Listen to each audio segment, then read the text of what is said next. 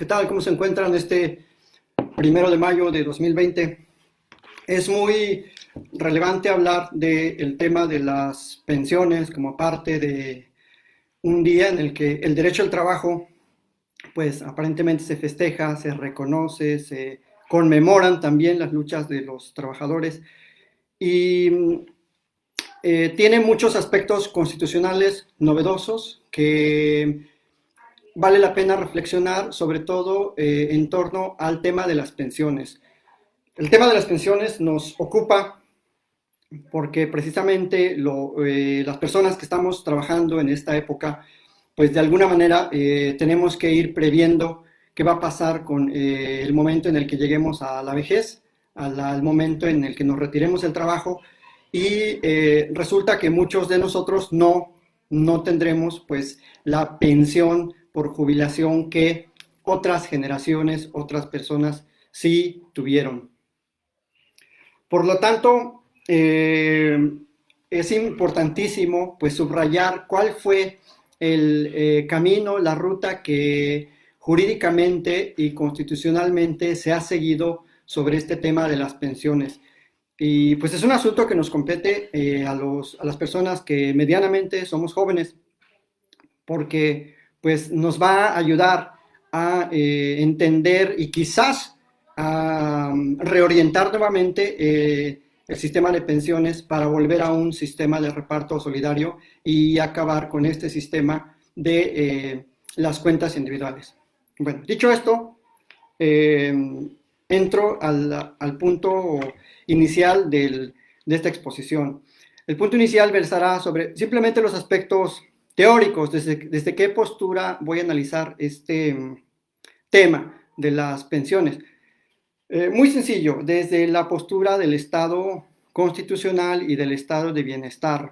Al respecto, pues sendos trabajos que ustedes pueden consultar sobre el estado de bienestar, desde los planes Beveridge en Inglaterra y después pasando por el constitucionalismo alemán, Bokenford, sobre todo los alemanes que padecieron la supresión de derechos, luego crearon cláusulas intangibles de los derechos, hasta pasar por lo más reciente, una visión muy reconstructora de la democracia a la que se refiere Boaventura de Sousa Santos, y ya en concreto, Christian Cortis ha hablado muchísimo del principio de no regresividad en materia de derechos sociales, y también en México, pues Fernando Silva García, el hijo del señor ministro Silva Mesa, que por cierto Silva Mesa en este amparo que analizaré, pues formula un voto minoritario en el que se opone a la supresión del régimen de las pensiones. Luego voy a analizar el amparo 229 de la Suprema Corte, 229 del 2008, que aglutinó todas las demandas de amparo indirecto que se promovieron en contra de la ley del ISSSTE en el 2007.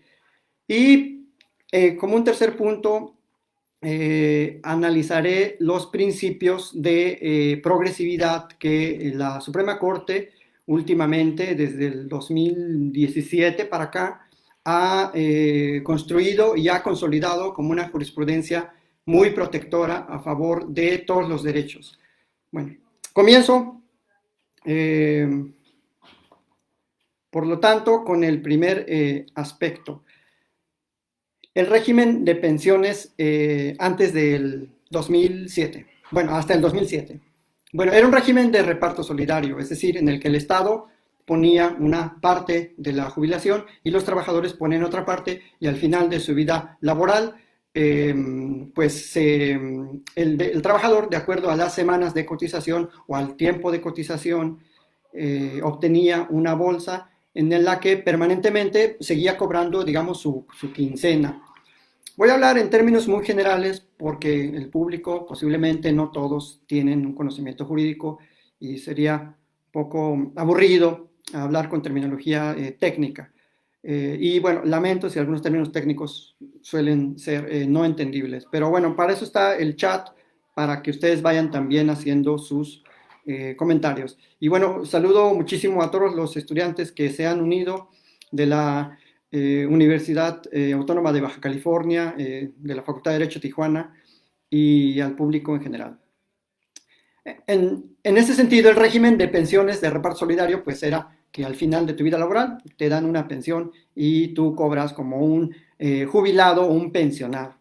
Este régimen de pensiones forma parte de un régimen más amplio de seguridad social, en el que se dan prestaciones de salud, prestaciones culturales, prestaciones económicas y todo un bloque de los derechos que se conocen como de la seguridad social. Por desgracia, en México, este bloque de derechos está fragmentado. Cada estado tiene su propio sistema de seguridad social. Algunos tienen convenios con la federación, otros tienen sus sistemas individuales y sus institutos incluso de seguridad social locales. Estoy pensando en uno muy grande como es el del ICEMIM del Estado de México, que tiene su propio sistema. Y eso también dificulta un poco el enfoque general para hablar de un solo sistema de seguridad social. Es decir, en México tenemos ISSSTE, ley del IMSS, ley del ISFAM, y bueno, y los estados tienen sus propias normas. En 2007, la mayoría del Congreso, a propuesta de Felipe Calderón, elabora una nueva ley del ISSSTE en la que básicamente suprimen el régimen solidario de pensiones y pasan a un régimen que nos dicen va a ser de cuentas individuales. El Estado aporta una parte, o sea, las instituciones públicas, y los trabajadores aportan otra parte. Y al final, esa parte, esa cuenta individual, se te junta y se te entrega. Es lo que se conoce a través del mecanismo de las AFORES, es decir, las administradoras del Fondo para el Retiro. Este modelo de las AFORES, hago un paréntesis aquí, es un modelo chileno, es un modelo de la dictadura de Pinochet.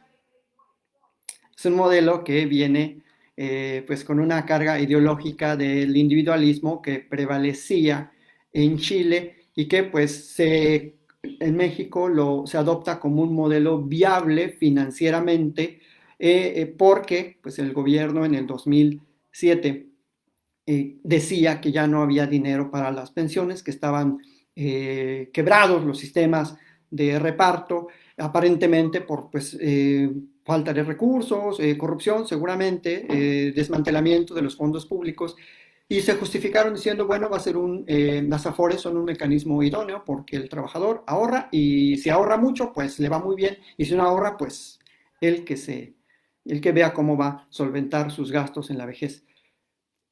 Esta ley se impugna, por supuesto, incluso jueces federales, gente del Poder Judicial de la Federación promueve sendos amparos porque sobre todo el ISSSTE pues regula a los trabajadores federales que están en el apartado B de la Constitución y se hace pues un macro asunto de casos, incluso no sé si es la primera vez en que el Poder Judicial hace un juzgado especial de distrito en materia de amparo con competencia en toda la República, en el que aglutina todas las demandas y a raíz de ese gran cúmulo de demandas por miles, pues se resuelve y llega el asunto a la Corte a través de un recurso de revisión por tratarse de interpretación directa de preceptos constitucionales. ¿Cuáles eran estas violaciones que argumentaban los quejosos en contra de esa norma en aquel momento autoaplicativa? Es decir, por la simple entrada en vigor de la norma,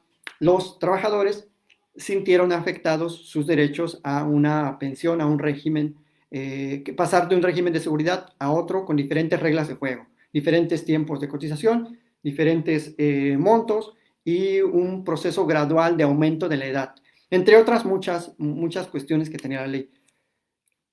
La Corte hace su estudio en 4 aspectos. Dice, bueno, voy a analizar el principio de legalidad, el principio de no retroactividad, el de seguridad jurídica y para el de retroactividad, ver si se violan efectivamente el derecho a la seguridad social.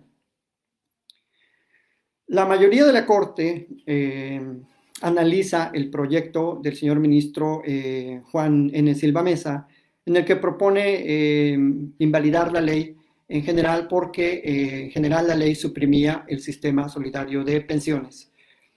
Analizan muchos otros aspectos, pero me voy a centrar en la crítica que incluso formula Juan Silva Mesa en su voto de minoría junto con el el ministro presidente en ese entonces, Guillermo Ortiz Mayagoitia. Ellos establecen que el solo cambio de un sistema de jubilaciones a un sistema de cuentas individuales es violatorio de la Constitución, del 123, apartado B, y del principio de igualdad jurídica ante la ley. La mayoría de la Corte no lo considera así. Y lo preocupante es no solo que no lo considere así, sino la justificación y argumentación que hace el Pleno. Es una justificación sumamente antihistórica, me atrevería a decir, que con argumentos pues bastante legalistas y no de análisis constitucional como lo merecería un asunto tan delicado, tan estructural y tan de una categorización que afecta a una colectividad de trabajadores, no lo hace así. El Pleno dice básicamente dos cosas muy preocupantes. Dice que el régimen de pensiones en México, que viene desde 1925 con la primera ley de pensiones y luego pasando incluso por la reforma del 60 para agregar el apartado B al 123 y luego con la reforma del 72, en realidad nunca adscribió derechos de la seguridad social a los trabajadores, que solamente el Estado justificaba su apoyo subsidiario a estos trabajadores ante las imprevisiones de la vejez y ante riesgos emergentes como son la salud y otras cuestiones de seguridad social. Entonces la Corte, el Pleno, la mayoría del Pleno de la Corte dice, bueno, aquí voy a leer este asunto. Está en mi libro, no estoy haciendo un análisis nada más porque quiera, sino porque lo he hecho en mi libro de Constitucionalismo y Derechos Sociales, que se publicó hace un par de años.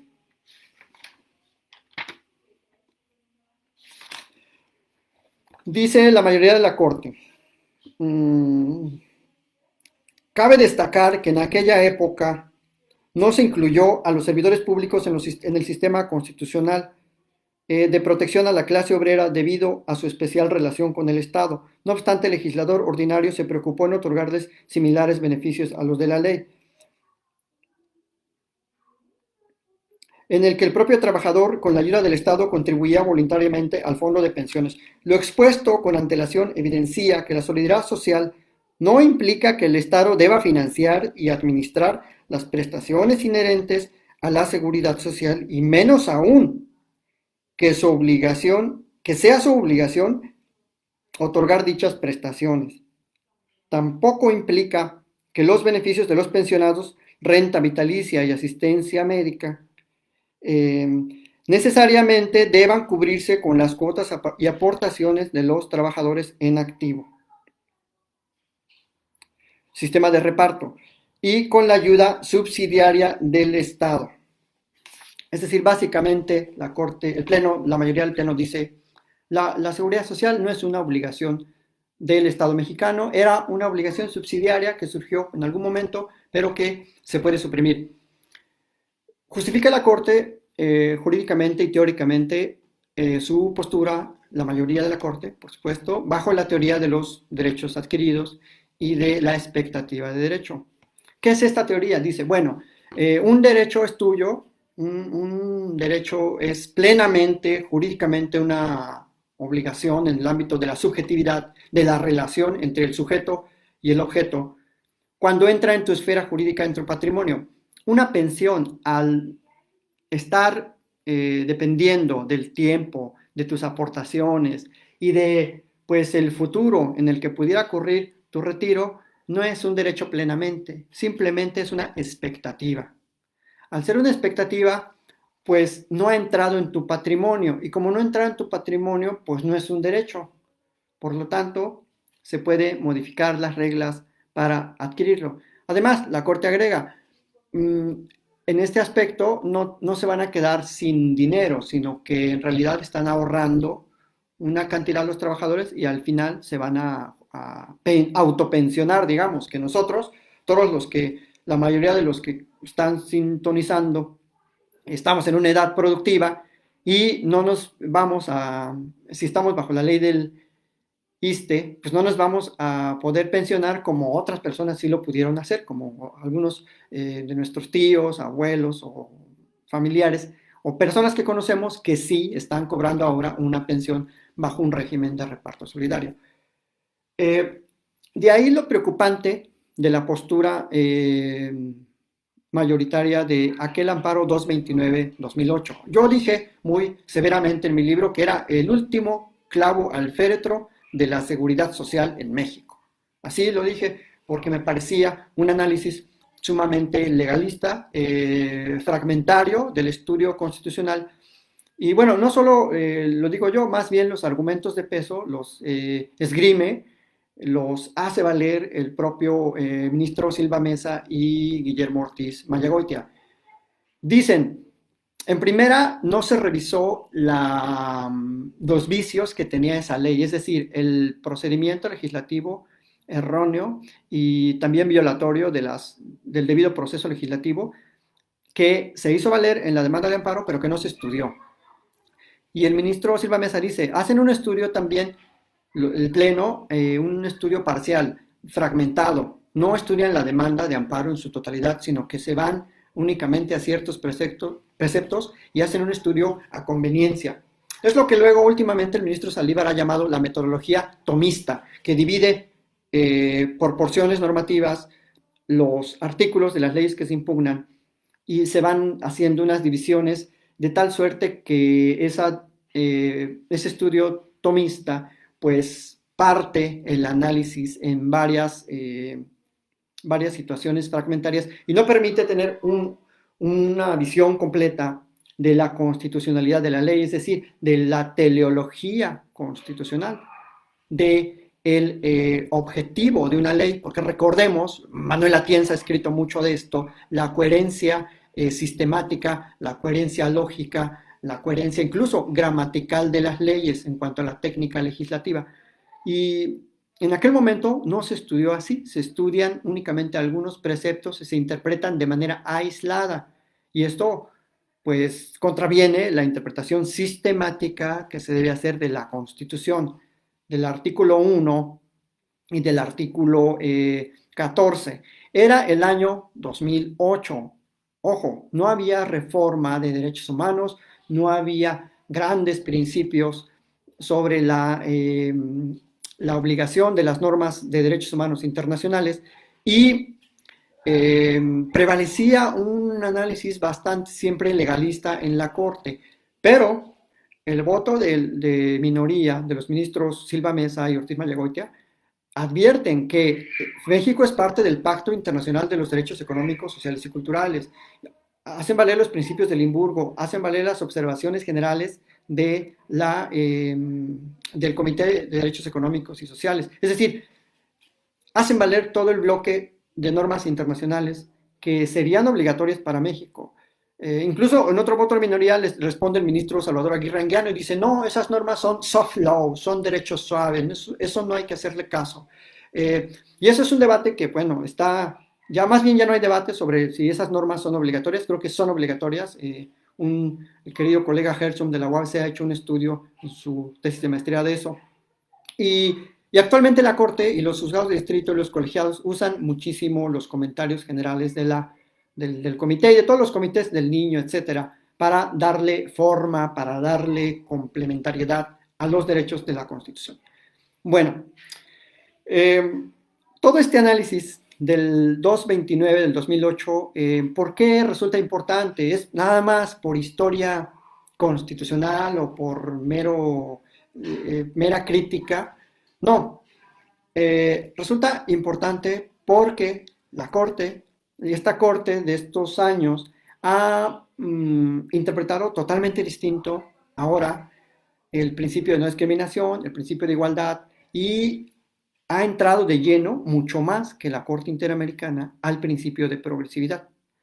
Y pues viene la duda, que yo pues doctrinalmente la planteo o hasta de manera pues no sé, no muy bien articulada. Se podría, a la luz de los nuevos principios, directrices de la progresividad elucidados por la Corte, como jurisprudencias incluso definidas y reiteradas, se podría demandar ahora como norma aplicativa a esos preceptos de la ley del ISSSTE del 2007, a pesar de que ya fueron validados por la Corte en el 2008, se podría y en qué sentido. Es decir, se puede reclamar la inconstitucionalidad de una jurisprudencia que ya pasó a la historia porque era con reglas anteriores a la reforma de derechos humanos. Eso es el quid de la cuestión. Es decir, ¿qué efectos tiene la jurisprudencia emitida por la Corte con reglas anteriores a la reforma hacia el futuro? ¿Y qué efectos tienen las nuevas directrices de derechos humanos y las jurisprudencias hacia el pasado? Es decir, los famosos efectos ex nunc y ex tunc. O sea, ya estamos hablando de la geometría constitucional, es decir, de si los derechos humanos pueden ir al pasado o si pueden ir hacia el futuro. Y eso ya es como un tema medio escabroso. No soy yo matemático constitucional ni estudio la geometría, pero me parece que hay materia para el análisis. ¿Por qué? Porque la Corte, en el amparo, sobre todo en este mítico ya amparo 750 del 2015, un amparo en revisión contra el aumento, o más bien la imposición de cuotas en la Nicolaita de Michoacán, la Corte llega a unas conclusiones muy completas sobre el principio de progresividad.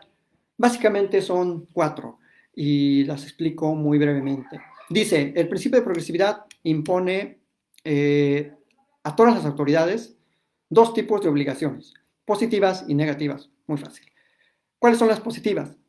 Que la autoridad tiene que ir mejorando los derechos, que tiene que dar pasos hacia adelante de los derechos, tiene que siempre a partir de un piso mínimo ir mejorando, maximizando los derechos en todos los sentidos, en el sentido presupuestario, en el sentido del contenido de los derechos y en el sentido de la interpretación de los derechos.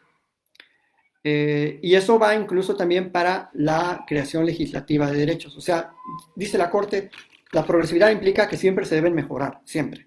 2, en el sentido negativo, está prohibido a los legisladores y a los jueces restringir los derechos. Así, muy simple. Está prohibido restringir los derechos ya adquiridos, suprimirlos, quitarlos. Por eso, paréntesis, cuando se habla de la pena de muerte, no, o sea, imposible. Está en la Constitución y además imposible por todos lados. Por otro lado, segundo punto, todos los derechos tienen la protección de progresividad, todos, civiles, políticos, económicos, sociales, culturales, porque antes, o a veces quizás en la doctrina, se creía que solo los económicos tienen la protección de progresividad, pero no, la Corte dice también los derechos políticos, o sea, el derecho al nombre, el derecho al libre tránsito, el derecho a la nacionalidad, el derecho al voto, etcétera, etcétera, todos. Esa distinción es muy importante porque la Corte da un paso hacia adelante. Y la Corte dice, bueno, pero también es posible que no es un principio absoluto la progresividad. Sí se puede restringir, pero tendrían que justificar los estados, las autoridades, el por qué van a restringir este principio. O sea, sí es posible restringir ciertos derechos, pero dice, tienen que ofrecer justificaciones, por ejemplo, en el tema del gasto público, y surge en el amparo de Michoacán porque las autoridades responsables aducían falta de recursos públicos y que por eso iban a aumentar la cuota. Dicen, bueno, ok, tienes que justificar, uno, que no tienes recursos públicos. 2, que los que tenías los dedicaste e hiciste tu mayor esfuerzo posible al gasto de ese derecho. O 3, que si bien es cierto, no gastaste en ese derecho porque lo dedicaste a otra situación prioritaria. Es decir, restringiste el gasto aquí, pero lo dedicaste allá. Es de tal importancia estas consideraciones jurisprudenciales, porque eso nos permitiría como sociedad avanzar hacia la justiciabilidad de las políticas públicas. De derechos humanos, desde luego, tampoco es que el amparo comprenda todo y lo abarque todo. Y aquí la Corte en este amparo 750, pues va más allá de lo que han ido muchos tribunales, incluso regionales, la Corte Interamericana. En la Corte Europea ni se toca ese asunto, ni siquiera lo tienen en el tintero. Y me parecen muy de avanzada estas 4 directrices que la Corte Mexicana ha formulado sobre la progresividad. En, en otro, en otro amparo, la Corte también señala que el principio de progresividad, pues, establece como regla general una prohibición absoluta de suprimir derechos, pero sí deja entrever que se podrían restringir el acceso a ciertos derechos en ciertas condiciones. Entraríamos entonces en otro tema, si se quiere, en el de la restricción y limitación de los derechos, pero estamos hablando nada más de lo de la ley del ISSSTE. Vuelvo entonces al punto de la seguridad social y la ley del ISSSTE. ¿Por qué digo que sería posible que la Corte analizara bajo sus nuevos estándares el tema de las pensiones en la ley, sobre todo el tema de las AFORES y del sistema de cuentas individuales en la ley del ISSSTE? Bueno, porque la Corte en materia de seguridad social ha resuelto de manera muy amplia el derecho a la seguridad social de las personas. Y me refiero al amparo 9 del 2018 sobre el trabajo en el hogar. Ese amparo, resuelto el año antepasado, abre la posibilidad de que incluso es un amparo directo que no tendría por qué tener efectos generales. Es un amparo muy raro, creo que único en su especie hasta el momento, porque es una contienda entre 2 personas y cuando un amparo así llega a la Corte, pues la sentencia no beneficia a sutano, a fulano, no es erga omnes, es simplemente entre las partes. Pero de este amparo 9, 2018, la Corte emite una como recomendación a la legislatura y le dice, oye, legislatura, en tu artículo 13 de la ley del ISSSTE, del IMSS, perdón, este va sobre el trabajo en el hogar, o sea, personas que trabajan para los particulares, estás discriminando a las personas del trabajo en el hogar y principalmente a las mujeres, porque la Corte incluso hace un estudio estadístico, histórico de la marginación social, jurídica y económica de las mujeres que sobre todo se dedican a las labores y el trabajo en el hogar o trabajo doméstico.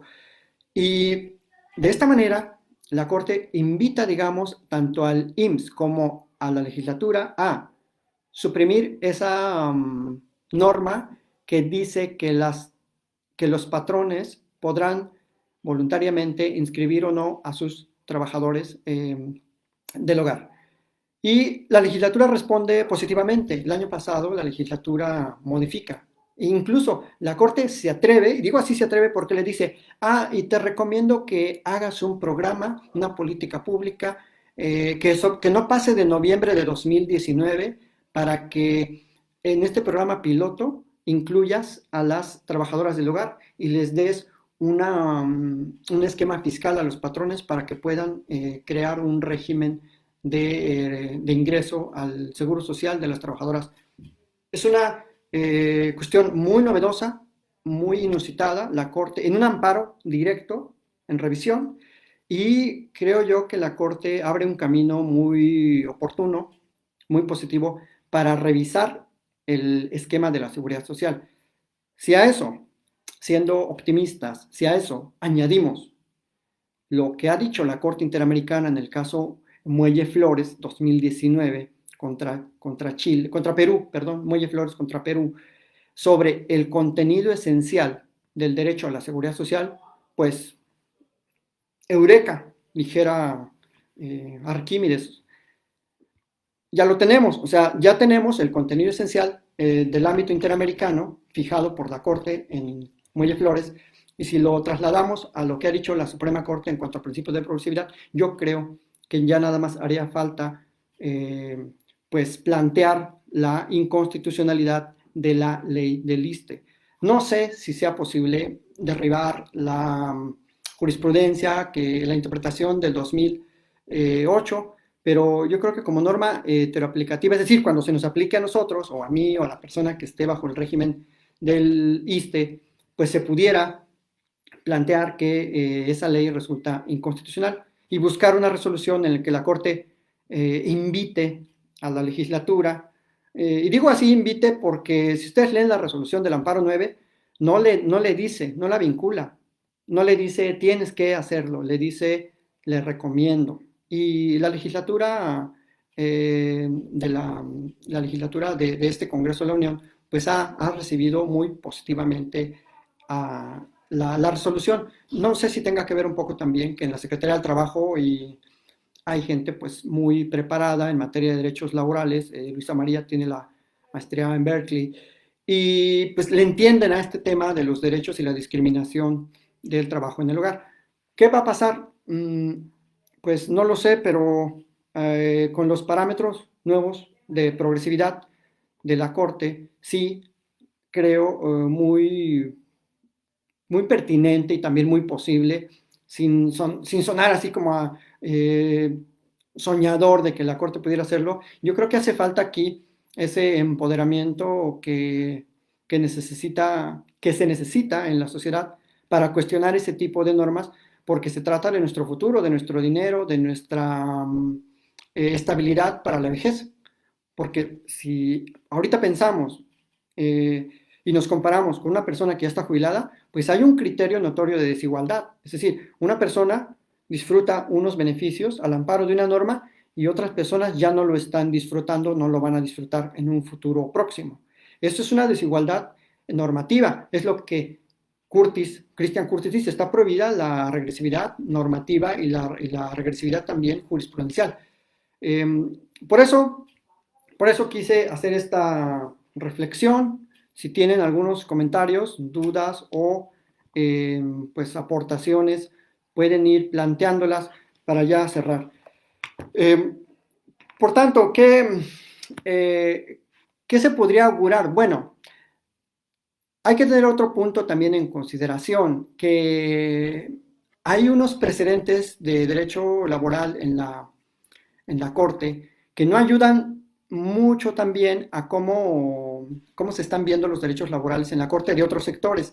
Recordemos que hay una restricción constitucional en el 123, apartado B, fracción 13, que limita el pago de los salarios caídos a todo aquel personal de seguridad pública y también a aquellos de las procuradurías, peritos, policías, etc. Y luego han salido unas leyes en los estados, y ya me refiero a la acción de inconstitucionalidad 32-2013, en el que limitan a un año el pago de los salarios caídos cuando se lleva a cabo un litigio de un trabajador de seguridad pública en contra del Estado. Y la ley del Estado de México está igual. La ley del Estado de México, por ejemplo, dice que no se pagarán más allá de un año, sea cual fuera el resultado del asunto. Y la Corte convalidó esa ley. La Corte, en la acción de inconstitucionalidad 32-2013, convalida y dice, sí es constitucional la ley porque, bueno, los salarios caídos, ojo, dicen algo así, como los salarios caídos no son un derecho humano, no forman parte de la estabilidad laboral. ¿Por qué? No lo sé. Me parece una aseveración muy peligrosa decir que los salarios caídos no son un derecho humano. Dicen, bueno, existe el derecho humano al trabajo y a la estabilidad laboral, pero el salario no forma parte del derecho. Me parece una fragmentación muy peligrosa porque entonces estaríamos diciendo que el único derecho humano del trabajo es la fuerza de la contratación y el salario no necesariamente forma parte de. Muy desafortunadas las aseveraciones sobre que no forma parte del derecho humano al trabajo, el salario. Y bueno, está ahí la discusión, la versión estenográfica, búsquenla, no me crean mucho. Y bueno, me resultó muy contrastante. No sé actualmente qué visión se tenga. Esta resolución es de 2014 y ha cambiado mucho también la integración de la Corte y creo que tenemos ya una Corte muy madura, también ya muy progresista. La Corte de aquel tiempo, de la época del 2008, 2009, era una Corte en transformación, creo yo, era como la segunda etapa de la Corte, estaba Cosío, estaba recién entrado, estaba Álvarez Sánchez Cordero, ya iba de salida Mayagoita, Agudíñez Pelayo, era la corte de Mariano Azuela, también era una corte muy dominada por visiones quizás conservadoras, y actualmente tenemos una corte mucho más plural. Esperemos que vaya mejorando también el nivel académico en la corte. Obviamente no hacen academia, yo lo entiendo, que no, lo han dicho los ministros, no hacemos academia, pero sí se requiere una nueva visión de la justicia social en la corte. Y sobre todo porque estamos hablando de una precarización del trabajo también a nivel jurisdiccional, sobre todo de los empleados federales, la gente de los poderes públicos. No se les da quizás esa importancia, y me estoy refiriendo al gran núcleo, a los profesores, a los funcionarios de rango medio y rango menor en la administración pública federal. Y yo creo que merecemos dignificar el derecho al trabajo completo de manera interdependiente, como lo señala el artículo 1 de la Constitución, y no atomizar el análisis del derecho al trabajo nada más en el puro trabajo o en las prestaciones económicas, sino en las prestaciones que van más allá de las de vejez, de la cesantía, edad avanzada, etcétera. Todo lo que marca la seguridad social, incluidas las prestaciones de maternidad, las estancias infantiles, etcétera. Por lo tanto, esta reflexión invita a reconsiderar de manera pues, interdependiente y progresiva el derecho al trabajo y el régimen de pensiones. Ya será cuestión de que la sociedad, de que los derechohabientes se organicen y pues se pudiera plantear una inconstitucionalidad de esa norma de pensiones del ISSSTE del 2007. Y bueno, ahora quisiera escuchar sus preguntas, observaciones, porque pues, es importante también el diálogo con el público que se acerca y que amablemente me prestan su atención y su tiempo para compartirles estas reflexiones.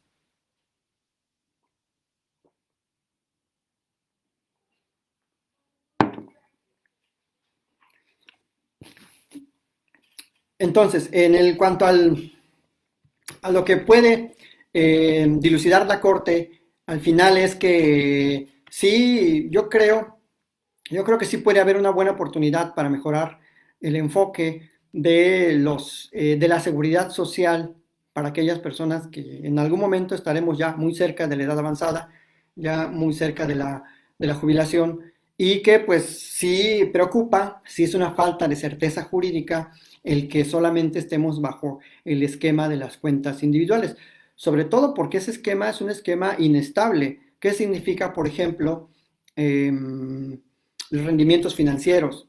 ¿Qué significan las cuotas de las administradoras? En términos jurídicos, pues eso, diría la Corte, son categorías sospechosas. Es decir, si el individuo no tiene una certeza de cuánto va a recibir, a pesar de que sí tiene una certeza de cuánto le están descontando, pues creo yo que cae en el sistema de las cuentas individuales de las AFORES en lo que ha determinado la Corte de los conceptos jurídicos indeterminados. Es decir, que no se sabe cómo se interpretan, no se sabe cuál es su contenido y dejan al justiciable, dejan al derechohabiente en un estado de inseguridad jurídica, de indefensión. Así que con esto, más o menos, terminaría mi intervención. Consideré muy oportuno referirme a este tema porque es un tema que nos implica a muchos trabajadores que estamos al servicio del Estado y que nos ayudaría a replantear también una discusión pública sobre la efectividad de las AFORES. Por ejemplo, en este momento algunas notas periodísticas mencionan que las AFORES están perdiendo dinero, que nuestros ahorros están sujetos a los vaivenes financieros y bueno, preocupa porque un buen día quizás vemos que nuestra cuenta individual pues simplemente reduce, como si el derecho a la propiedad pudiera reducir así de la nada. Entonces, este es un análisis también desde la teoría de los derechos, de en qué consiste el derecho de propiedad y que no, como le decía la Corte en el 2008, son expectativas. O sea, los derechos humanos son normas que ascriben propiamente contenidos sustanciales, diría Ferrajoli, son normas téticas, no son normas hipotéticas, es decir, no son normas que dependen de supuestos y de relaciones jurídicas en posibles conductas que establezcan posibles consecuencias. No, son normas que adscriben derechos. Por eso es muy importante también las lecturas teóricas. Desde Ferrajoli podemos advertir la visión sustancial de la democracia a través de los derechos. Y bueno, no lo dice solamente Ferrajoli, lo ha dicho Bobbio, lo ha dicho Boaventura, lo dicen los grandes referentes de los derechos fundamentales. Y esos derechos tienen que tener manifestaciones concretas, manifestaciones que puedan ser adscritas a un individuo o a un sujeto con capacidad de obrar. Pregunta Eric Ubaldo, es un derecho al trabajo y al salario, pero cuando sea mayor de edad ya no me den trabajo y si no genero un ahorro individual, ¿no existe un derecho que me apoye por estabilidad? Pues no, por desgracia, nuestro sistema de seguridad social no contempla, por ejemplo, lo que en Europa es el seguro de desempleo, o acá en Estados Unidos. Ahorita hay como no sé cuántas miles de aplicaciones sobre unemployment. Entonces, este derecho a la seguridad social es una norma, digamos, muy común en los estándares internacionales. Se tiene, cuando hay desempleo, un derecho a poder aplicar a un fondo mensual, que en Europa es por 3 meses, y lo tienen todos los ciudadanos de la Unión Europea. Aunque, por ejemplo, un español que se vaya a Alemania, pues puede llegar y decir, soy desempleado, quiero mis 1.500 euros, creo que es el salario mínimo. Pero aquí no existe una prestación económica, ni siquiera en los regímenes de seguridad social, ni mucho menos universal. No existe ese parámetro de una prestación por el seguro de desempleo. Y bueno, ¿alguien más? Bueno, por lo tanto, pues aquí finalizaría mi conversación con ustedes o mi monólogo.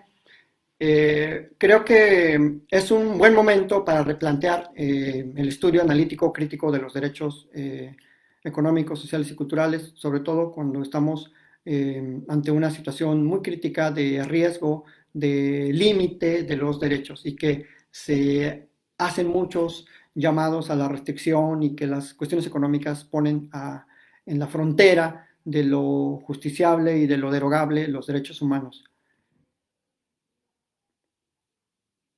Dice la compañera Geli Tapia, dice, ¿qué panorama nos espera a las personas que nos dedicamos al trabajo informal y que no? Pues el de ahora, el que no tenemos, las personas que están en la informalidad no tienen capacidad o sea, a menos que se adhirieran al régimen de aportaciones individuales del IMSS, para poder generar algún tipo de pensión una vez que alcancen las semanas. Pero otro no, salvo en el IMSS no hay ninguna posibilidad para el trabajo informal. Y aquí, bueno, siempre hay que mirar el derecho comparado. En otros sistemas sí tienen muchos esquemas. El español, por ejemplo, tiene un sistema de aportaciones individuales para todas las personas, incluso para los ministros religiosos. En España se jubilan como trabajadores del Estado.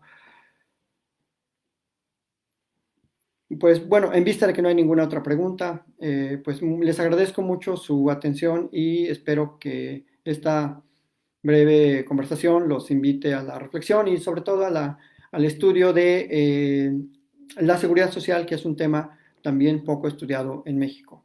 Me despido, muchas gracias por su atención y que tengan excelente noche del 1 de mayo del 2020. Muchísimas gracias y hasta la próxima.